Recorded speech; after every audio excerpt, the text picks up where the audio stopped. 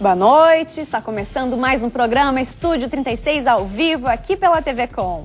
E hoje no programa iremos falar sobre pesquisas de tendência. Saiba o que significa Cool Hunting. Você vai saber também como participar dos principais eventos de conhecimento e inovação. E ainda iremos falar sobre o Festival Gastronômico de Coqueiros e também saiba como foi o resultado da campanha de doação de sangue e como as pessoas se mobilizaram para ajudar a comunidade. Tudo isso a partir de agora no Estúdio 36, que está começando.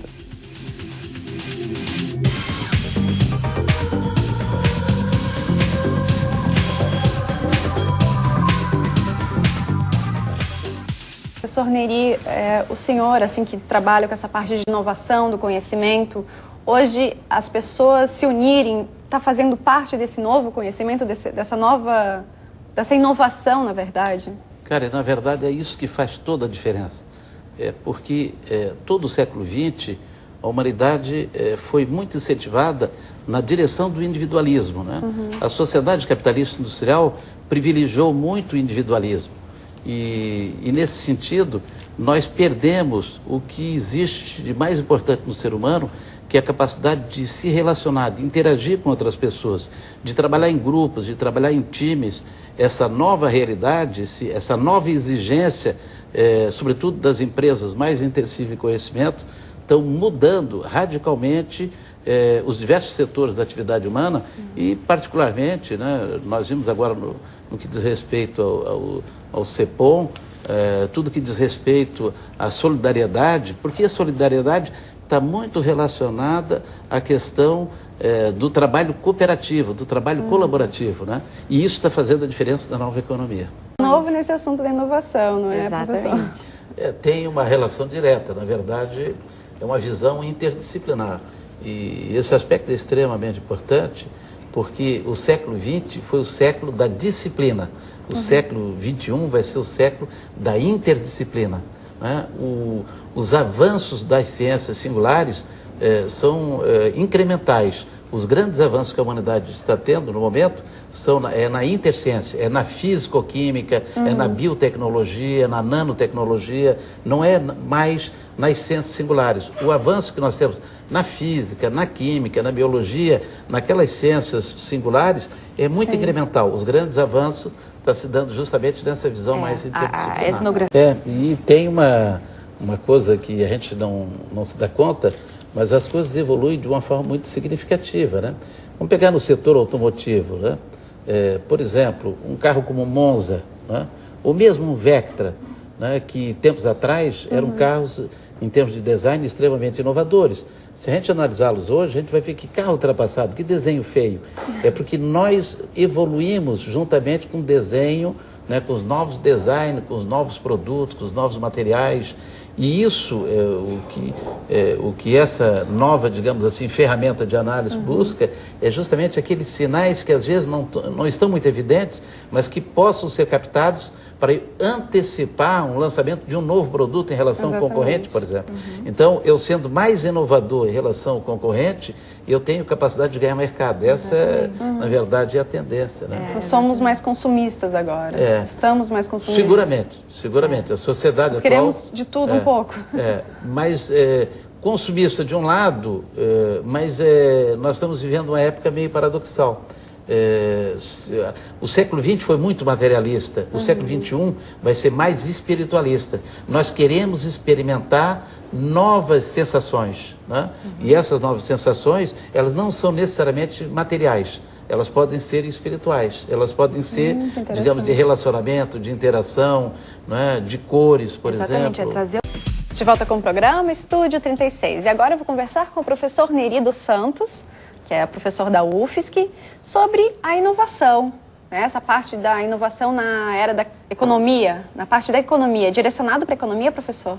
Na verdade, cara, a economia do conhecimento é uma economia que surgiu a partir do final do século passado, com o advento da internet. A internet mudou a vida das pessoas.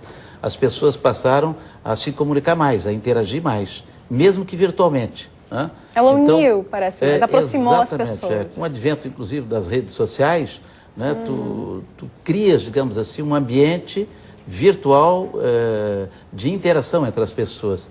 E quanto mais as pessoas interagem, mais as pessoas geram novas ideias, geram novos produtos, novos negócios, enfim. Mais ou menos como nós vimos anteriormente, quando a gente estava falando do Corentin, o que é que existe de novo nisso, né? O que existe de novo é que antes as pessoas trabalhavam muito isoladamente, né? A chamada era industrial era uma era que privilegiou muito o individualismo, né? E privilegiou também o trabalho isolado. Nas linhas de produção industrial, as pessoas trabalhavam num posto de trabalho isoladamente, né? A chamada produção empurrada era uma produção isolada. Cada vez mais no setor industrial, sobretudo aquele mais competitivo, as pessoas estão trabalhando em grupo, estão trabalhando em times, em células de produção. Isso quer dizer o seguinte: ao invés de eu ser especialista num único tipo de tarefa, eu tenho que ser um trabalhador polivalente, multifuncional. Eu tenho que rotacionar em vários postos de trabalho e eu tenho que interagir com outras pessoas. Qualificação então, também é importante. Qualificação. Isso exige uma maior qualificação das pessoas, exige que as pessoas sejam mais criativas, né? Nós temos uma grande capacidade cognitiva em termos sensoriais, né? Como nós vimos anteriormente, o ser humano pode captar do ambiente no qual ele está inserido 10 a 9 bits por segundo, o que dá 1 bilhão de bits por segundo. Nossa. Isso quer dizer o seguinte: o bit é a unidade de quantificação da informação. Digamos, um semáforo, se tivesse só verde e vermelho, a probabilidade de dar verde ou vermelho é 50%, é 1 sobre 2. Não é? Nós temos a capacidade de sentir 1 bilhão de bits por segundo. Só que nós temos um grande problema. Nós podemos perceber apenas, no máximo, 100 bits por segundo, 10 na segunda. Então nós sentimos muito, mas percebemos pouco. Mas na medida que eu interajo com outras pessoas, eu aumento de forma significativa a capacidade perceptiva. E quando eu percebo, eu transformo dados em informação. E na medida que eu processo cognitivamente as informações, eu transformo isso em conhecimento. Então, conhecimento nada mais é do que um processo cognitivo de transformar informação que são percebidas, né, e, por intermédio da nossa capacidade cognitiva, transformar isso em conhecimento. Claro, e também a internet, eu acho que vem auxiliar bastante. Por exemplo, você entra num site para procurar alguma coisa sobre gastronomia, aí já tem um link que vai te dar uma explicação e, de repente, vai te dar o nome de um produto, aí você vai estudar sobre o produto e assim você vai... Né? Vai sabendo um pouquinho de cada coisa. Exatamente. Quer dizer, hoje... Como se abrisse um monte de parênteses, hoje, né? Nós temos, digamos assim, uma maior quantidade de informação, né? E essa quantidade de informação disponível permite que as pessoas possam gerar novos conhecimentos, né? Desde que nós criarmos um chamado ambiente, né? Um habitat, digamos assim, propício à inovação, as pessoas são mais inovadoras. Então, por exemplo, Florianópolis hoje é uma das cidades do Brasil mais inovadoras. Por quê? Porque em Florianópolis nós temos um ambiente extremamente interativo.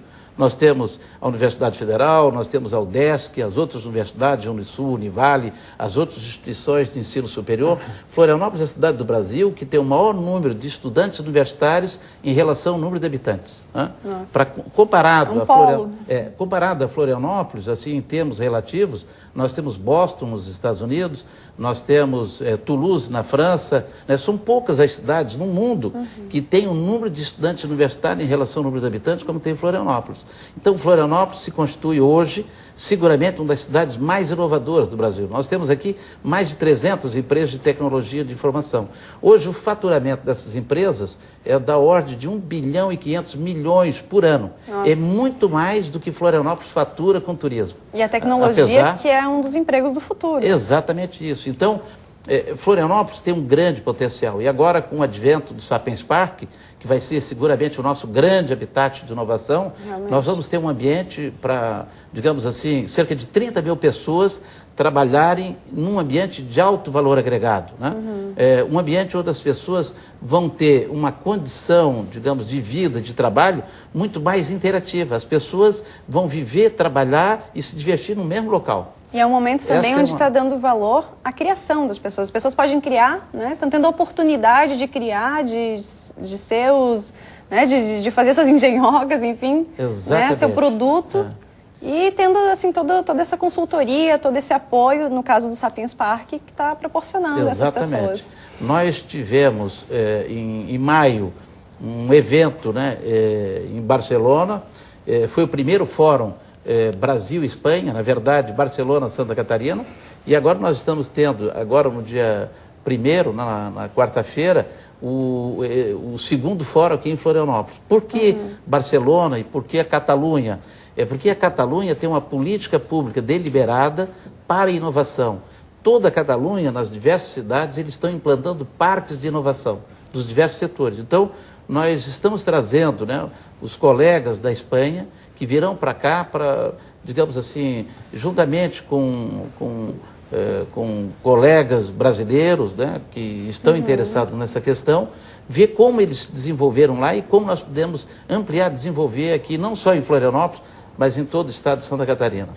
E teremos também a oportunidade, porque na verdade serão 3 eventos simultâneos, né? Nós vamos ter o segundo Fórum Brasil e Espanha de Inovação e Tecnologia, vamos ter de Inovação e Tecnologia, vamos ter também um evento em parceria com o Instituto Evaldo Lodge, que são os sistemas regionais de inovação. O Instituto Evaldo Lodge realizou um grande diagnóstico do setor empresarial catarinense, identificando quais são digamos assim, os gaps de inovação que tem no Estado, que nós precisamos avançar para sermos mais competitivos. E vamos fazer também o 7º workshop, né, do Programa de Engenharia e Gestão do Conhecimento. O senhor falou antes que as pessoas estão precisando mais uma das outras, trabalhando em grupos. Mas também eu percebo que hoje em dia está tudo muito automatizado. Tem muitas máquinas que substituem o trabalho, né, de alguns funcionários, no caso. Como é que dá esse... Como que acontece isso? Está precisando de mais gente ou... De forma bem objetiva, está sendo é o seguinte, substituído nos próximos 20 anos, né, tudo, absolutamente tudo que puder ser feito por máquina será. Né? O que vai sobrar para o ser humano são atividades intensivas em conhecimento, atividades cognitivas. E talvez como utilizar essas máquinas também, né? Aí que vem a tecnologia. O que é possível ser automatizado, é importante salientar. Só é possível de ser automatizado aquilo que é algoritmizado, aquilo que pode ser programado. Né? Felizmente para nós, a chamada inteligência artificial simbólica é uma ficção científica. Somente o ser humano transforma informação em conhecimento. Né? Então, todas as atividades que exigem conhecimento vai ser desenvolvida pelo ser humano. E é isso que nos diferencia dos outros animais. Né? Porque os animais, eles podem ser adestrados, mas os animais não podem transformar informação em conhecimento. Nem as máquinas, somente os seres humanos. Então, nesse sentido, cada vez mais o que vai ser reservado para o ser humano é atividade de trabalho intensiva em conhecimento. Por exemplo, nós vamos falar, por exemplo, sobre gastronomia. A gastronomia exige conhecimento. A cozinha industrial, eu posso comprar, digamos assim, uma alimentação industrial, mas convenhamos, a diferença de sabor é significativa.